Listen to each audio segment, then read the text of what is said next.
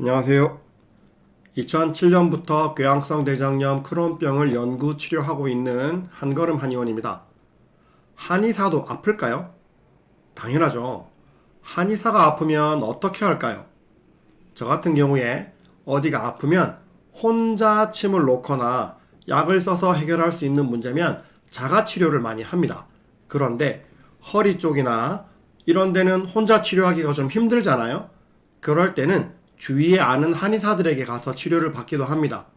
한의사의 장점은 누가 무엇을 잘 하는지 잘 알고 있다는 점이죠. 그렇다면 한의사도 궤양성 대장염이나 크론병에 걸릴까요? 답은 네, 그렇다입니다. 궤양성 대장염이나 크론병이 드물기 때문에 많은 환자가 있는 것은 아닙니다만 한의사 중에서도 당연히 걸리는 사람이 있죠. 많은 다수의 한의사분들이 자가 치료를 하시겠지만 스스로 치료가 잘 안 되시는 분들도 있겠죠? 네, 그런 분들이 종종 제게 치료를 받으러 오시곤 합니다. 그런데 재밌는 게 한의사들은 치료율이 일반적인 환자분들보다 훨씬 떨어졌어요. 거의 50% 정도밖에 안 되었던 것 같아요. 제가 왜 이럴까 곰곰이 생각해 본 적이 있거든요. 생각해 보니 원인이 있더라고요. 일반적으로 한의사분이 한의원에 내원하시면 미리 말씀하시는 경우가 많습니다. 사실 제가 한의사입니다 하고 말이죠. 그런데 이렇게 한의사라고 밝히시면 몇 년 전까지는 제가 이렇게 했어요.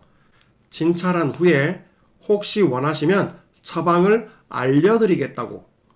보통 일반 환자분들께는 처방을 알려드리지 않습니다. 우리나라의 경우에 한약이 그냥 유통되는 경우가 아주 많습니다. 한약 유통에 대해 한 말씀 드리자면 이런 경동시장 이런 데서 밖에 내놓고 파는 한약재를 한의원에서 사다 쓴다고 생각하시는 분들이 아직도 있으실 것 같은데 한의원에서는 이런 약재를 쓰지 않아요. 식약처에서 GMP로 인증된 한약재만 사용합니다. 그런데 우리나라는 다른 여러 가지 경로로 한약재가 많이 유통되잖아요. 그래서 처방을 알려드리면 환자가 인증되지도 않은 한약을 알아서 지어 먹게 되는 경우가 발생할 수 있습니다. 그래서 일반인들에게는 한약 처방을 공개하지는 않습니다. 하지만 환자가 한의사분이잖아요. 그러면 혹시 처방 알고 싶으시면 알려드리겠다고 말씀드렸어요. 그러면 알려달라고 말씀하시는 분들이 종종 있으시거든요. 그러면 그냥 알려드려요. 그런데 이렇게 처방을 알려드리는 분들이 치료에 성공하지 못하는 경우가 많더라고요. 곰곰이 생각해보면 처방을 알려드리면 말이죠. 본인도 한의사잖아요. 그러면 이 약을 먹어서 이런저런 효과가 있을 건데 이래서 되겠어? 이런 반응 나오면 안 될 것 같은데 이렇게 혼자 판단해요. 저한테 안 물어보고. 그러고서는 혼자서 그냥 중간에 다른 약을 먹는다든지 하면서 치료 지시를 제대로 따르지 않는 경우가 많고 그러면 결국 치료에 실패하게 되죠. 옛날에 기억나는 어떤 한 원장님은 제가 처방을 가르쳐 드리면서 이 약을 일단 드시고 나중에 반응을 봐서 처방을 조정하겠다고 말씀드리고 보냈는데 나중에 보니까 아예 그 약을 드시지도 않았더라고요. 그러면 무슨 치료가 되겠어요? 이에 반해서 한의사인데도 치료에 성공한 케이스는 처방을 안 알려드린 경우가 거의 대부분입니다. 기억나는 제일 처음 케이스는 젊은 한의사분인데 아예 처음부터 본인이 한의사인 것을 이야기를 안 하시고 마지막 치료 종료할 때 사실은 본인이 한의사라고 말씀하시더라고요. 몇 년 뒤에 학회에 가서 만났는데 잘 지내고 계신다고 감사하다고 인사하셨어요. 보통의 케이스는 다음과 같은데요. 한번 볼게요. 2023년 봄에 아는 선배분에게서 전화가 옵니다. 선배님의 아는 후배가 궤양성 대장염으로 진단받았는데 여기 한걸음 한의원을 소개했으니 오면 잘 부탁한다. 이렇게 말이죠. 아까 말씀드린 것처럼 한의사들은 누가 뭘 잘하는지 대충 아니까 아는 사람을 소개하는 경우도 많고 그러면 이렇게 전화 한 통씩 넣죠. 아무래도 아는 사람 소개면은 더 신경 쓸 수밖에 없고요. 30대이신데 2022년 9월에 궤양성 대장염이 발병해서 10월에 서울의 대형 종합병원에서 궤양성 대장염으로 진단받았습니다. 초반에 스테로이드를 사용하고 증상이 개선되었다가 2022년 11월에 스테로이드를 중단했고 2023년 3월에 다시 혈변 시작되고 증상이 심해졌다고 합니다.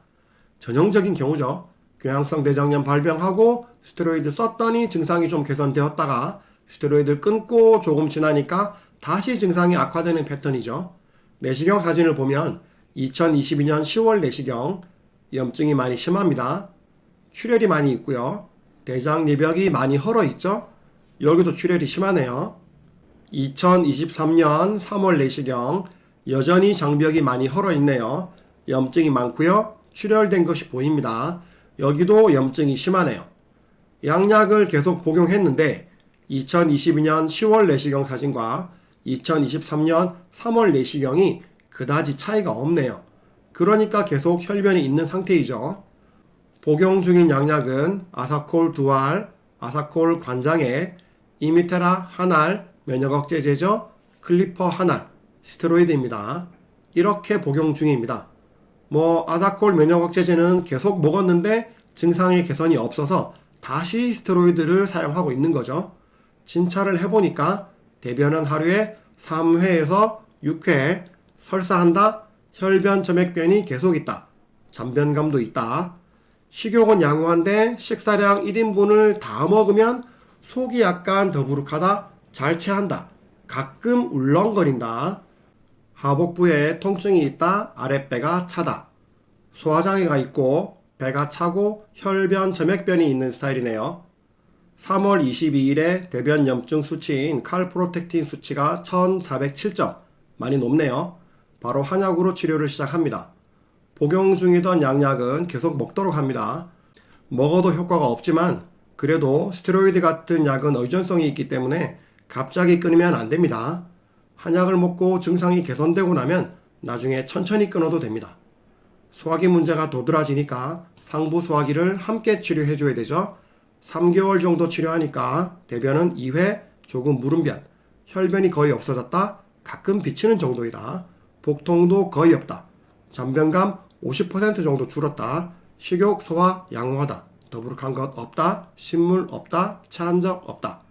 전반적으로 상부 소화기 증상이 많이 좋아졌죠. 그리고 혈변, 점액변이 엄청나게 많이 줄었는데 약간 남아 있어요.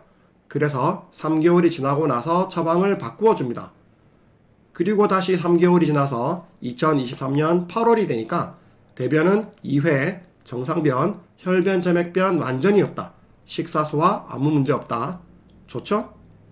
8월 30일에 대변 염증 칼프로텍틴 수치 검사했더니 7.0밖에 안 나오네요. 처음에는 1407점이었는데 지금은 7점, 무려 1400점이 삭제됐네요. 그러다가 이분이 중간에 다른 일 때문에 수술을 하고 항생제 복용을 하니까 다시 증상이 살짝 악화되었어요. 11월 29일에 대변 칼프로텍틴이 235점, 많이는 아닌데 좀 악화됐죠? 합성 화학약물, 수술, 항생제 복용 등이 나쁜 영향을 준다는 것을 알 수 있습니다. 그리고 수술 끝나고 나서 다시 안정하면서 한약으로 치료하니까 2024년 1월 24일에 칼프로텍틴 수치가 다시 30점, 2024년 3월 13일에는 칼프로텍틴 수치가 17점, 양약은 다 끊었다. 그래서 마지막으로 이분을 모시고 함께 이야기하면서 이렇게 처방을 구성해서 이런 경로로 이렇게 치료를 했다 알려드리고 마지막 처방까지 알려드리고 치료를 종료했습니다. 이분은 한의사시니까 이제 약을 알아서 혼자 처방해서 드시고 계시고요. 2024년 9월 4일 칼프로텍틴 검사도 15점 정상으로 유지하고 계십니다. 네, 이분은 처음부터 아예 처방을 안 물어보셨어요. 자기를 환자라고 생각하고 그냥 치료해달라고 하셨어요. 그래서 마지막에 치료 끝날 때 전부 알려드렸죠. 네, 그렇습니다. 그래서 이제는 한의사라고 밝히셔도 처방을 알려드리지 않습니다. 제일 마지막에 치료 종료하면서 처방을 알려드리죠. 이게 결국 치료율이 제일 좋더라고요. 오늘은 한의사 궤양성 대장염 치료 사례 한번 살펴봤습니다.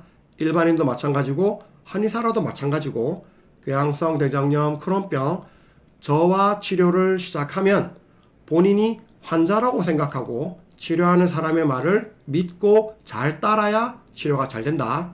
당연한 일입니다. 한걸음 한의원입니다. 감사합니다.